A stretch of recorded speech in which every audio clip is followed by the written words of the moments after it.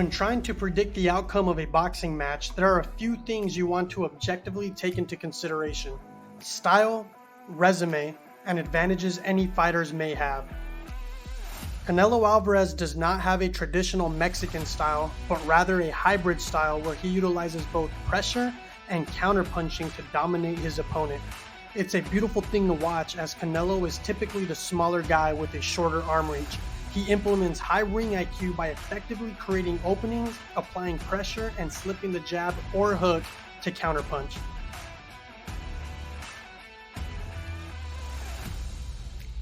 Caleb Plant is considered a technical boxer. He likes to stand on the outside using his jab to create distance and set up counter shots. We often see Plant stand in a Philly shell / Mayweather type stance. This helps create unpredictability with his jab, but most importantly gives him the defensive edge. The slick boxing style that Caleb Plant utilizes is the style that has given Canelo Alvarez problems in the past.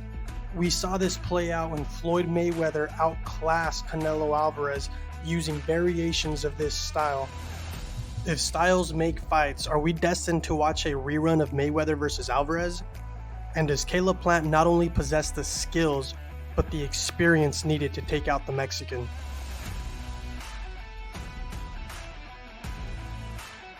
Canelo Alvarez is no stranger to the ring, becoming professional at just 15 years old. Hate him or love him, you can't deny his impressive resume and willingness to risk it all in the ring with some of the best.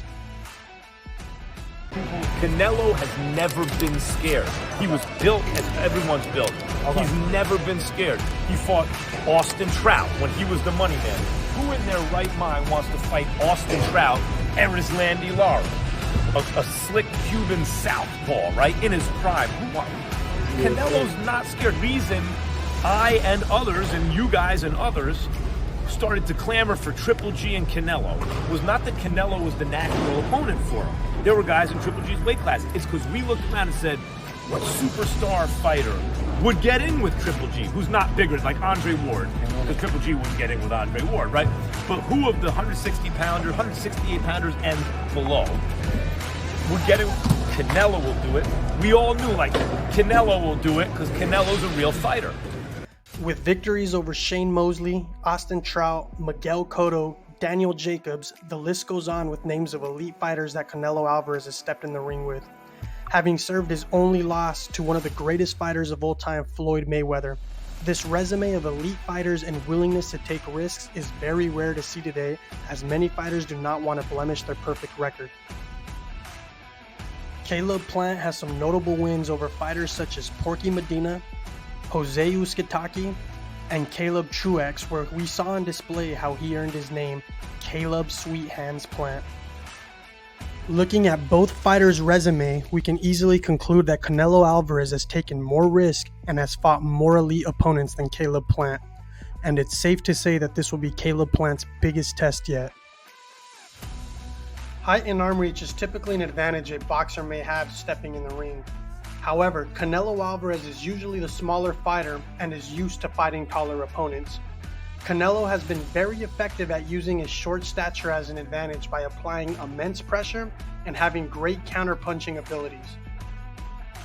Even though Caleb Plant is the taller fighter with the longer arm reach, it's safe to say that that won't be an advantage going into this fight. However, Caleb Plant does possess the style needed to give Canelo Alvarez problems, and he has been able to do what no other boxer has been able to do before him, and that's get inside Canelo's head. Canelo Alvarez is typically a very calm and collective person, and we've never seen him lash out like he did this last press conference with Caleb Plant. Caleb Plant has definitely done something that has gotten underneath Canelo's skin, and this can always be used as an advantage. Who do you guys think will be victorious on November 6th? And join us on Fight Night, where we will be coming live to give you the latest updates on this amazing fight. Until next time.